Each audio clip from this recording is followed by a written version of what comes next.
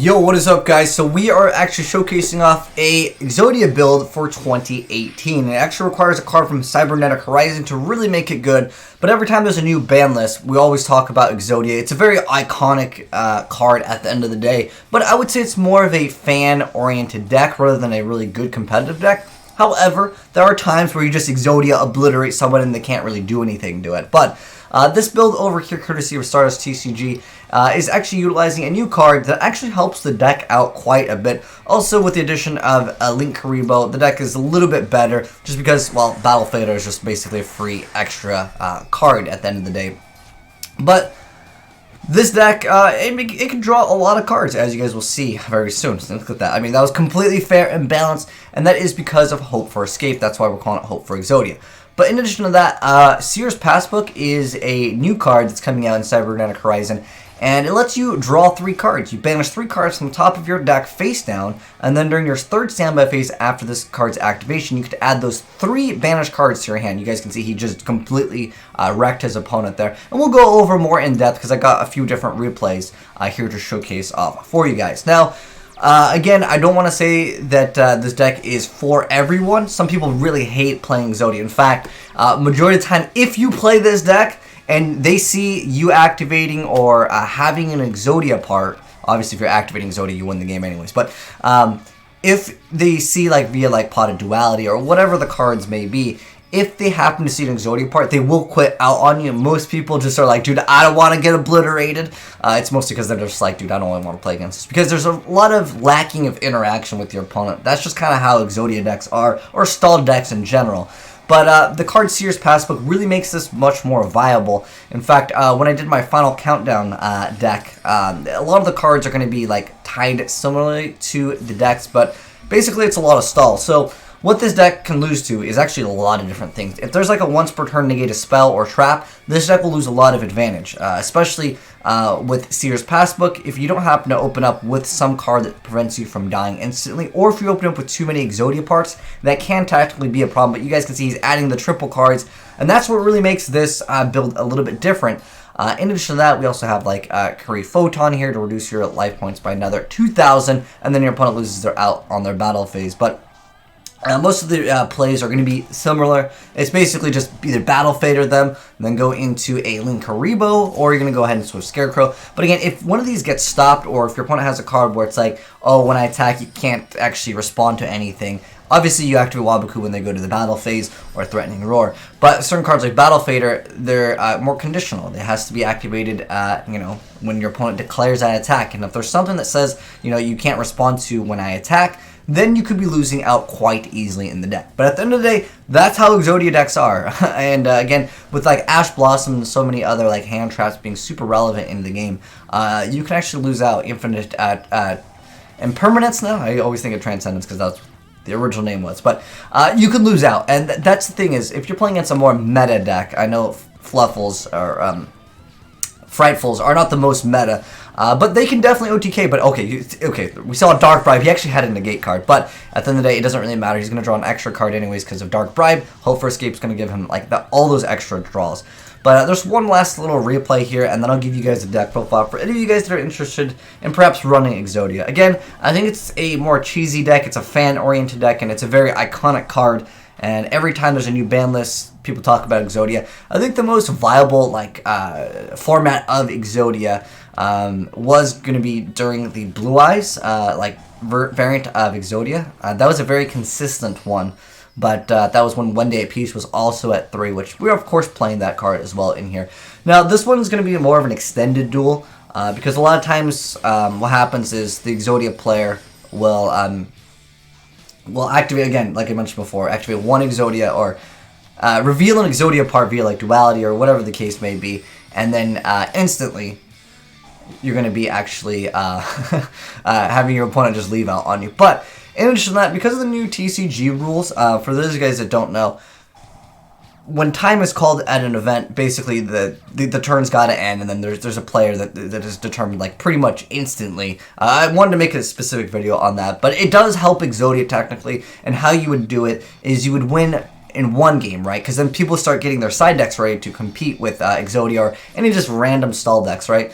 And then what you would do is you would just try to have more life points than your opponent, or if you've already won the other game, then you just are the victor. But like I said, I'll make a specific video on that. Technically, yeah, the new ruling helps stall decks in general, whether it's Final Countdown or whatever the case may be. As long as you've already won one game via Final Countdown, or in this case with this Exodia deck, since you are going to reduce your life points, that could actually be bad.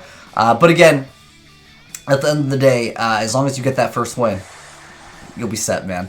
But don't reduce your life points in that, because that can actually hurt you. But anyways, this crawler guy's got a bunch of cards. At the end of the day, it doesn't really matter how much like advantage he's got, as long as he's able to respond to his attacks with Swift Scarecrow, Battle Fader, and against the thing that makes it good is Seer's Passbook, which is I'm gonna go with the full effect of card. So again, you're banishing 3 cards, and then you have to wait till your 3rd standby phase, and you can add those 3 banished cards to your hand.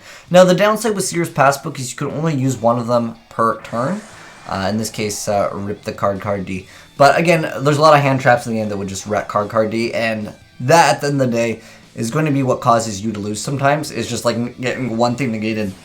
In fact, like anything that just negates something like once per turn, like a Shien, or even like a Cyber Dragon Infinity, you could lose out really fast in this deck. So if you lose with this deck, keep in mind, it's not the best competitive deck, it's just more iconic, and I wanted to showcase it off, and I just think it's great that Stardust Tcg sent me this, because honestly, I've had requests for Exodia, and at the end of the day, Exodia is a very cheesy deck, but there is a treasure Pander build which actually can still attack, and that one is not just straight up like stall. That one is more entertaining for me, but I've already covered that. If you guys are interested in that build of Exodia, I'll also link it down below.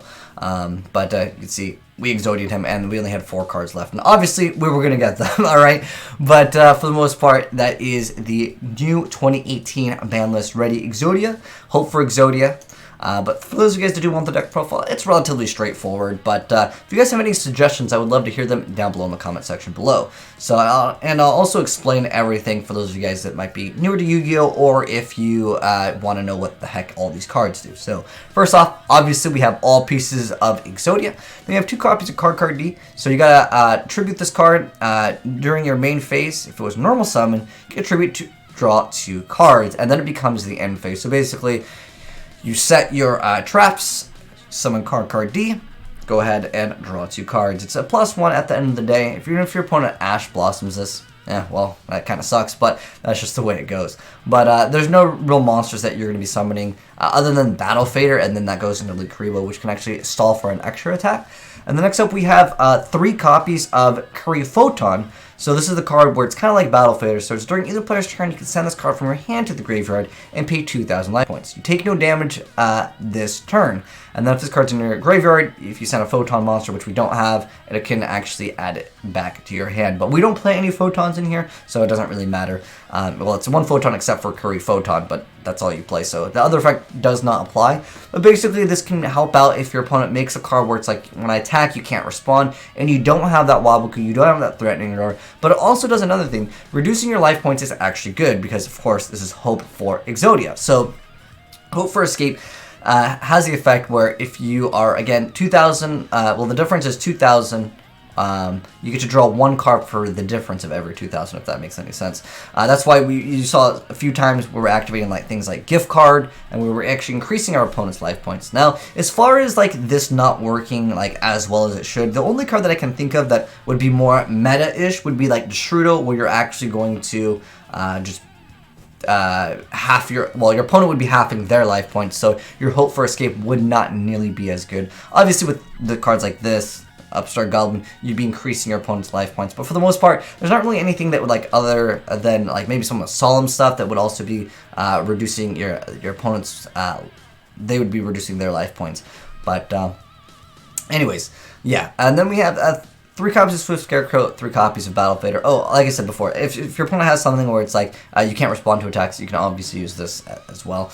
And then we have 1 Day at Peace. If this card was at 3, I think that this deck would actually be a pretty big threat. The reason why is because if you can stall long enough for Seer's Passbook, and you have Seer's Passbook, let's say like turn 1, you are really set up to kind of win, because most of the cards in this, whether it's Waboku, Threatening Roar, they all stall for like 1 turn, and all the other cards in the deck give some slight sort of advantage, because Reckless Greed is technically like, well, especially if you stop multiples of these, it can be plus. This card can technically be a +1 because it's every 2,000 difference, and if it sets that offset of the going from that extra like 1,000 integer, you actually would be getting 2 cards off of this. So I mean, this card's definitely a double-edged sword, but at the end of the day, it is still +1 technically, or in the right circumstances, just straight up win with the Hope for Escape, as you guys saw.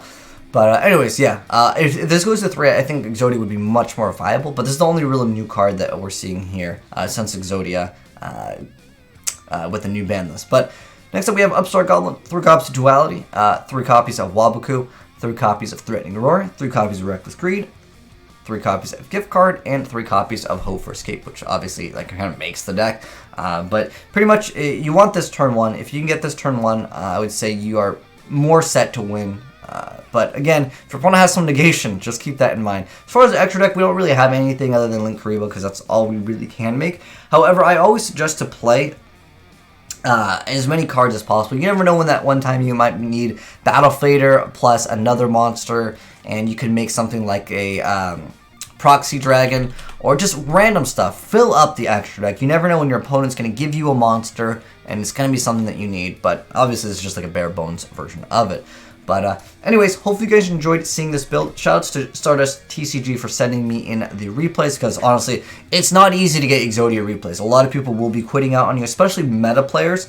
But if you get matched up against, like, you know, I don't know, 6 Samurais aren't very meta, but let's say like a Tri-Gate Wizard or anything again that's a once per turn negate, this deck will lose. But you know, if one day a piece goes to 3, or if we get any other support, I'll let you guys know. But if you guys want to check out the other builds of Exodia or Final Countdown, they are kind of similar in a sense as far as the builds go. Check out the links I'll be posting over in the, I'll put it as the pinned comment. But anyways, thanks for watching, guys, and if you enjoyed the vid, drop a like on it, and if you're new to the channel, hit the subscribe button to see more Yu-Gi-Oh content, and if you guys got any cool replays, I'd love to see them. Send them in to azneyesreplays@gmail.com, which Stardust Tcg did. So shout out to you, homie. If you guys want to sub to him, I'll also leave him there in the description box. But anyways, thanks for watching, guys, and I am signing out.